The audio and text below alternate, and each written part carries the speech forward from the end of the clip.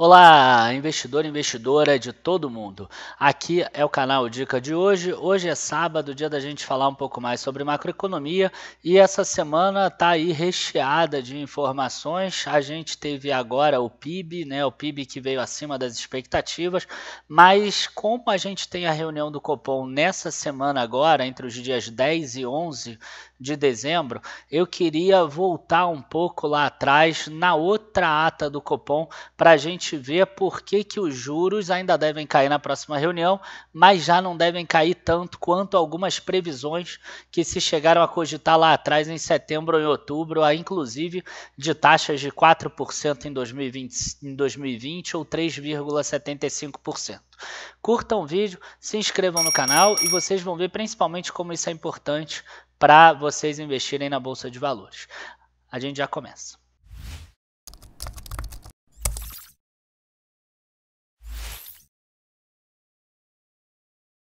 Bom, pessoal, a primeira coisa que eu quero falar para vocês é o seguinte, a gente tem que pensar como um todo a economia, né? A gente não pode pensar ela de forma separada.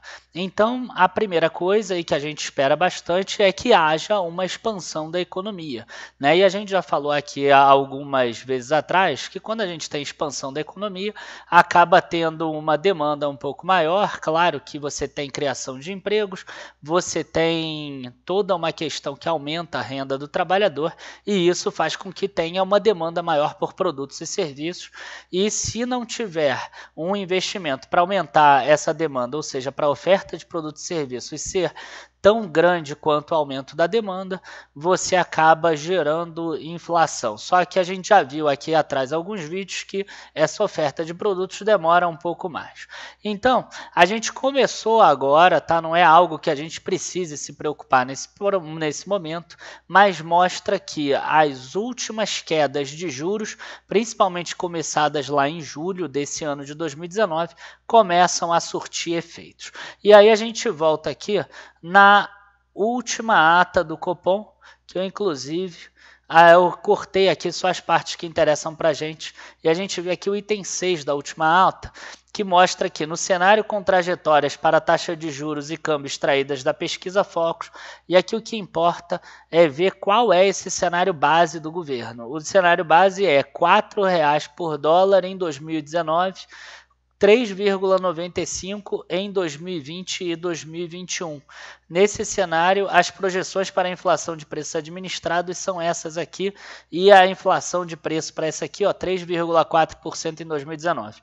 O que eu quero mostrar é o seguinte, certamente, tá, ou muito provavelmente, o dólar deve ficar acima desses R$ 4,00, que era a previsão lá atrás, né? E aí o que acontece quando o dólar aumenta? Quando o dólar aumenta, você tem um aumento da soja, você tem um aumento da gasolina, você tem um aumento da carne, né, que é a moda do momento. Então você começa a ter um efeito cascata, tipo a gasolina, às vezes você fala assim, isso não afeta o meu negócio, porque o meu negócio é de um produto que não tem nada a ver com gasolina.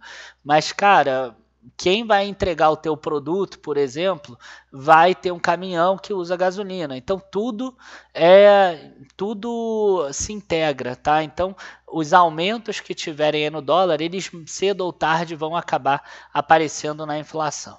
Aí a gente vem aqui, para outra parte da ata do Copom, que é essa parte 8, 9 e 10.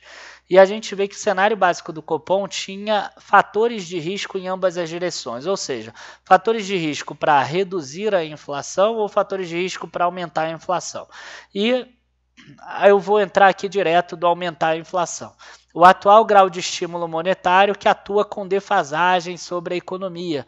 E a gente está vendo exatamente agora isso. A gente está vendo que está começando a dar impacto sobre a economia, principalmente no PIB. E depois que entra no PIB, a gente pode demorar aí 1, 2, 3 anos, mas vai acabar entrando na inflação. E outra coisa é a deterioração do cenário externo para economias emergentes. E a gente começa a ver nossos vizinhos aí com alguma deterioração. Tá? Então, a gente tem aqui alguns riscos em torno do cenário básico para a inflação, principalmente para alta, se confirmando. E aí, finalmente, a gente vem para a parte mais importante da ata do Copom, que foi aqui o item 27, tá? que diz, que o Copom diz em letras aqui, que a evolução do cenário básico e do balanço de riscos prescreve ajuste no grau de estímulo monetário com redução da taxa Selic em 0,50 percentual. Isso foi quando baixou de 5,50 para 5. E depois ele diz que o comitê avalia que a consolidação do cenário benigno para a inflação deverá permitir um ajuste adicional de igual magnitude. Então, o mercado todo previu que a taxa de juros cairia para 4,50%. Só que esse cenário benigno para a inflação prospectiva, ele começa a se deteriorar. Então, a minha tese é que a taxa de juros ela pode ser que caia só para 4,75%, embora eu mesmo ainda ache que ela deve cair para 4,50%, que é quase um consenso de mercado atualmente. Tá? Mas o que, na minha visão, é mais do que claro é que ela não deve chegar naqueles 4% ou até 3,75% que o Itaú, por exemplo, determinou. Outra coisa que é importante também é esse 25, falar que essa taxa de juros, inclusive, o próprio Copom sabe que ela está abaixo da taxa estrutural. Ou seja, a partir do momento que a economia girar, ela vai voltar para a taxa estrutural, que hoje economistas, analistas acreditam que seja alguma coisa em torno de 6,5%. E aí a gente começa a perceber que o próprio mercado já está vendo isso. Ó, a gente vê aqui que a taxa de juros ela chegou a cair aqui para 5,9% pré-fixado 2025, por exemplo, e hoje ele está em 6,52%. Isso a gente falou lá no nosso relatório de fundos imobiliários, por exemplo, na semana passada. Tá? A gente vê aqui que a inflação, por exemplo, esse aqui é o IPCA 15, né, que já tinha saído de novembro. Então a gente vê aqui que ele subiu um pouquinho, de 0,09 para 0,14. Tá? Quando a gente pega no ano ainda está abaixo, 2,83, mas a gente começa a ver aqui algumas capitais importantes que subiram muito, como São Paulo, a 0,06 para 0,29, ela que detém 31%. E também a gente vê que enquanto a gente olha aqui 2,83% de variação acumulada, às vezes a pessoa mora, por exemplo, em São Paulo e diz que não é isso, ou em Belém, ou em Fortaleza. Isso aqui é uma média ponderada, tá? Então a gente tem alguns lugares que ela cresce mais do que a média ponderada. E aqui, né, a foto do dólar, como eu já tinha falado antes, que ele deve ser o gatilho de um início, pelo menos, de alta dessa inflação. Tá? Então, esse gatilho de alta aqui aconteceu exatamente nesse período que a gente viu um aumento da taxa de juros.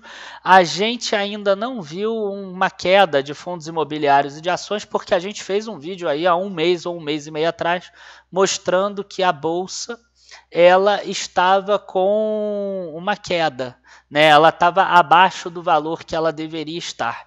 Então, o que aconteceu é que o mercado apenas está reprecificando, mas reprecificando de uma forma que a Bolsa não caiu quando deveria cair agora, com essa possibilidade de aumento de juros que a gente já vê aí nos juros futuros, esse aumento de risco. E, finalmente, a gente consegue ver isso aqui na distribuição de frequência do que o Banco Central ele manda para o e-mail de quem se cadastra.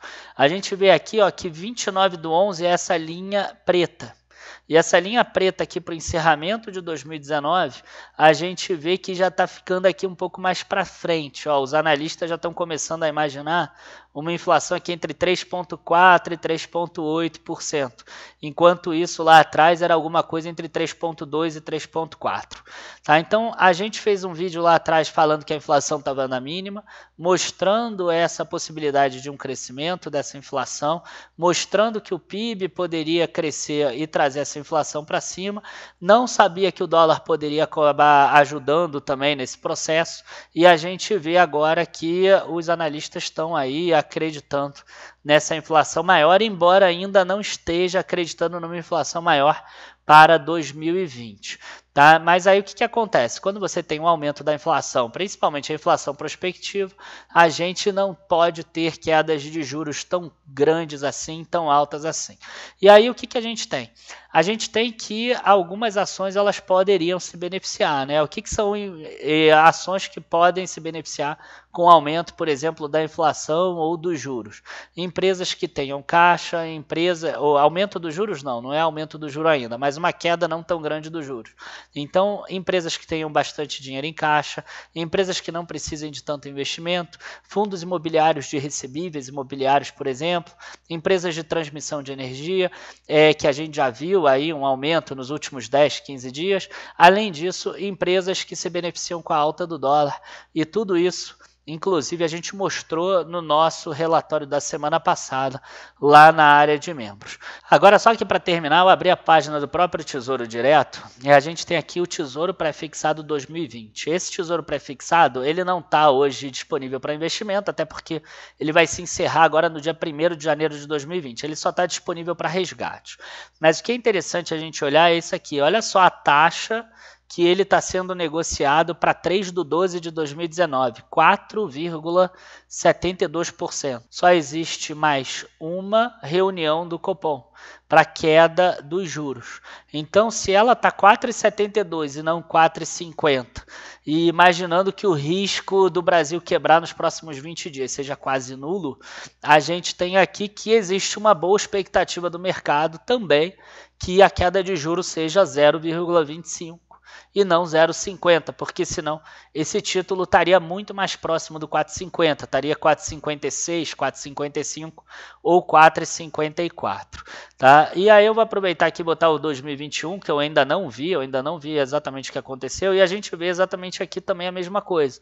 A gente vê 4,81%, mostrando também que o mercado já espera uma alta, né? Fechamento de 4,72 em 2020, fechamento de 4,81 em 2021. A gente vê que no início de 2011 a gente já tinha algo mais próximo do 4,50. Agora a gente já vê aqui algo mais próximo do 4,75, tá? A gente chegou aqui, inclusive, a bater 4,45 no dia 29 de outubro de 2019, com vencimento dia 1º de janeiro de 2021. Então, gente, o que eu quero mostrar para vocês é que o ciclo de juros está chegando ao final, principalmente porque o dólar subiu e porque a inflação já mostra um ou outro sinal de alta, nada demais, até porque a inflação brasileira ainda está muito baixa, ainda está abaixo, inclusive, do centro da meta, nada que vai afetar a economia, mas algo que pode afetar essa queda dos juros, até porque começa a dar sinais na economia que a queda dos juros já dá efeitos, e aí não é tão bom que o Copom baixe mais ainda os juros, porque um efeito muito grande pode ser, inclusive, prejudicial. Enfim, pessoal, espero que vocês tenham gostado. Esse vídeo de hoje é macroeconomia, acaba sendo um pouco mais técnico, mas é importante para você entender o todo.